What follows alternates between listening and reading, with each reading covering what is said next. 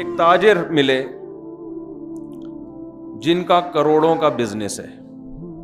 بہت کم لوگ ہوتے ہیں جن کا کروڑوں کا بزنس ہوتا ہے. میری ملاقات ہوئی, میں نے کہا آپ اس بزنس کو اربوں کا کر سکتے ہو؟ کر سکتا ہوں. میں نے کہا کیوں نہیں کرتے پھر؟ انہوں نے کہا میرے لیے یہ بھی بہت ہے. میرے گھر والوں کو اگر مہینے میں میری 1 کروڑ ارننگ ہو تو میرے گھر کے لیے, میرے خاندان کے لیے یہ بہت ہے. مجھے اس سے زیادہ کمانے کی ضرورت, بولو بھائی, نہیں ہے. مجھے کیا ضرورت کہ میں اربوں کا بنا دوں اس کو؟ وجہ کیا ہے ان کے ذہن میں نے کہا دیکھیں ضرورت آپ کو کروڑوں کی بھی نہیں ہے.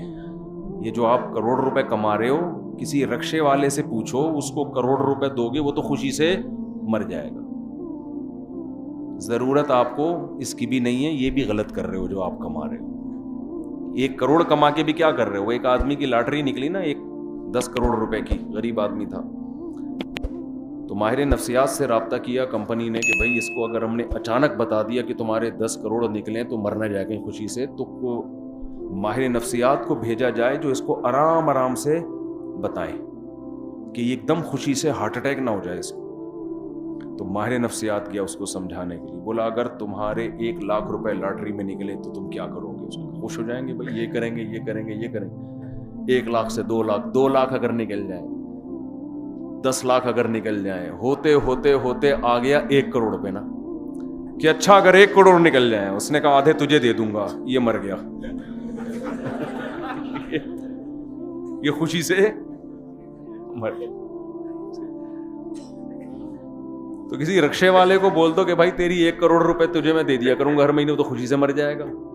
تو میں نے ان تاجر سے کہا کہ جو 1 کروڑ روپے کما رہے تھے کہ ضرورت آپ کی 1 کروڑ بھی, میرا خیال ہے کہ 1 کروڑ کما رہے ہیں, مجھے بتاتا کون ہے آج کل, مجھے کیا پتا, اندازہ تھا کہ 1 کروڑ تو ہوگی ان کی. تو بھائی ضرورت تو اس کی بھی نہیں ہے.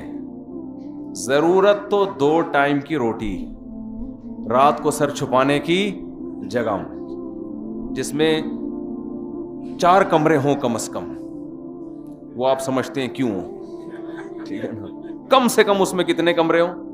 4 کمرے. تو ضرورت تو اس سے بھی پوری ہو جاتی ہے. تو ایک آدمی نے کہا نا مجھے کیا چاہیے؟ ایک ایسی بیوی جو میرے پاؤں دبائے, ایک ایسی بیوی جو کھانا پکائے, ایک ایسی بیوی جو اخلاق سے بات کرے, ایک ایسی بیوی جو اچھے خاندان کی ہو, پوری چاروں مل کے میری خدمت کریں. تو وہ الگ الگ کی صفات بیان کر رہا تھا. تو میں نے ان سے کہا کہ دیکھو ضرورت تو اس بات کی, ضرورت تو 1 کروڑ کی بھی نہیں. اگر یہ پیسہ کمانا دنیا کی محبت ہے تو یہ 1 کروڑ بھی بہت ہے, اور اگر یہ دنیا کی محبت نہیں ہے تو یہ 1 کروڑ بھی کم ہے. پھر جتنا کما سکتے ہو کماؤ.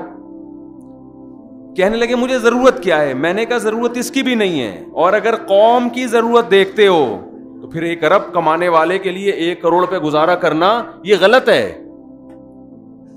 کیونکہ مسلمان جتنا معاشی لحاظ سے مضبوط ہوگا, اسلام اتنا ہی مضبوط ہوگا. صحابہ کرام میں جہاد میں جو چندہ دینے والے صحابہ تھے اکثریت, وہ کروڑ پتی نہیں ارب پتی تھے. ان کی تجارتیں بہت پھیلی ہوئی تھیں. نبی نے کبھی زندگی میں ان کو 1 دفعہ بھی نہیں کہا کہ اپنی تجارت کا حجم کم کرو. حضرت عثمان رضی اللہ تعالی عنہ, حضرت ابو بکر, حضرت مغیرہ ابن شعبہ, رسول اللہ صلی اللہ علیہ وسلم نے فرمایا المؤمن القوی خیر من المؤمن الضعیف.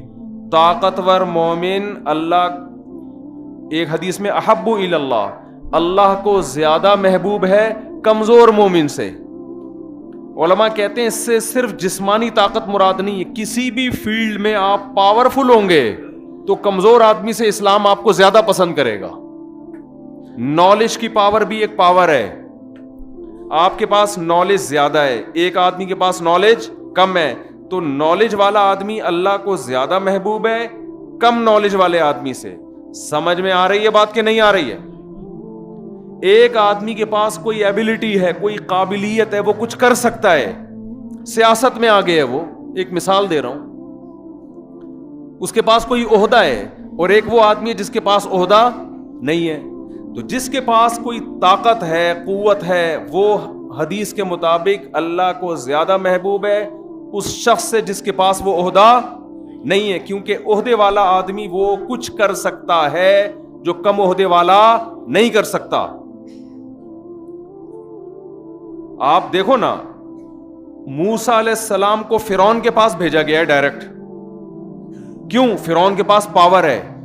تو موسیٰ کلیم اللہ کو بھی حکم دیا جا رہا ہے کہ محنت کس پہ کرنی ہے؟ فرعون پہ۔ یہ ٹھیک ہو گیا تو یہ پاورفل آدمی ہے۔ حضرت موسیٰ یہ بھی تو کر سکتے تھے، گھر گھر جا کے ایک ایک کو جا کے سمجھانا شروع کریں، لیکن اللہ کو معلوم تھا کہ ایک پاورفل آدمی ٹھیک ہو گیا تو پورا مصر ٹھیک ہو جائے گا۔ حالانکہ وہ کافر غیر مسلم ہے، لیکن پاورفل ہونے کی وجہ سے اس کو پروٹوکول دیا جا رہا ہے۔ بہت مشکل ہے بھائی بات سمجھانا اس زمانے میں، اس سے بھی زیادہ کچھ کام مشکل ہے، وہ کسی اور وقت بتاؤں گا انشاءاللہ۔ تو یہ ہے عہدے کی طاقت۔ ایک صاحب مجھے کہنے لگے نیوی میں، میں نے کہا یار امتحان پاس کرو کمیشن آفیسر بن جاؤ۔ کہنے نہیں بھائی، آفیسرز جو ان میں تکبر بہت ہوتا ہے، میں فوجی بن کے زندگی گزاروں گا تو مجھ میں تواضع۔ میں نے کہا ٹھیک ہے بھائی، اچھی بات ہے، آپ فوجی بھی اچھی بات ہے، مجاہد ہے اللہ کی راہ میں لڑنے والا، لیکن اگر اللہ نے آپ کو صلاحیت دی ہے اوپر جانے کی تو آپ جیسے آدمی کے لیے نیچے رہنا یہ اللہ کی نظر میں پسندیدہ نہیں۔ مالی لحاظ سے پاورفل ہونا اور جسمانی لحاظ سے طاقتور ہونا، ایک آدمی جسمانی لحاظ سے صحت مند ہے، ایک کیا ہے؟ کمزور ہے۔ تو حدیث، صحیح حدیث کے مطابق جو پاورفل ہے، طاقتور ہے، وہ اللہ کو زیادہ محبوب ہے، اور جو طاقتور نہیں ہے وہ اللہ کو اس کی نسبت کم محبوب ہے۔ ممکن ہے بہت سے لوگ یہ سوچیں کہ یار ہم غریب ہیں، ہمارا پھر کیا ہم تو اللہ کے گویا محبوب ہی نہیں ہیں۔ دیکھو، جو بھی کمزوریوں کی جتنی قسمیں ہیں نا، چاہے نالج کے لحاظ سے کمزوری ہو، عہدے کے لحاظ سے کمزوری ہو، صحت کے لحاظ سے کمزوری ہو، تو دیر آر 2 types آف کمزوریز۔ ویکنیس کی کتنی قسمیں ہیں؟ 2 قسمیں۔ ایک کمزوری جو اللہ کی طرف سے ہو اور ایک آپ کی طرف سے ہو۔ وہ جو تاجر 1 ارب روپے کما سکتا ہے مگر کما کتنا رہا ہے؟